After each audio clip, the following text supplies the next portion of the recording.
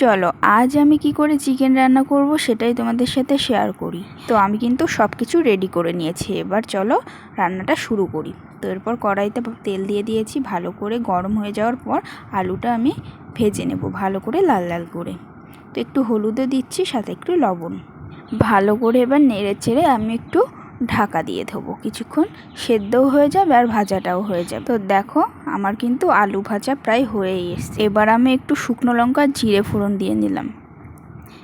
তো এরপর আমি যে মিক্সিটা করেছিলাম ওই পেস্টটা অ্যাড করব।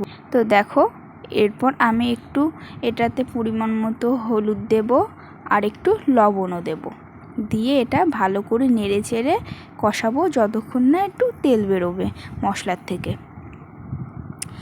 তো দেখো অনেকটাই কিন্তু শুকিয়ে এসছে।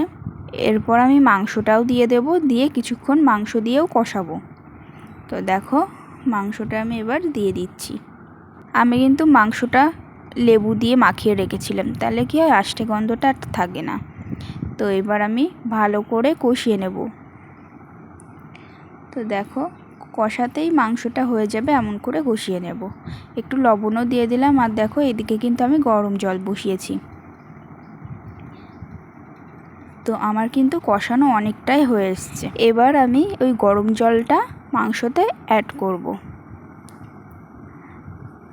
তো দেখো কালারটা কিন্তু খুব সুন্দর এসছে এখনই। তো যত কষানো হবে কালারটা ততই ভালো আসবে। তো এবার আমি জল দিয়ে কিছুক্ষণ ঢেকে রাখবো।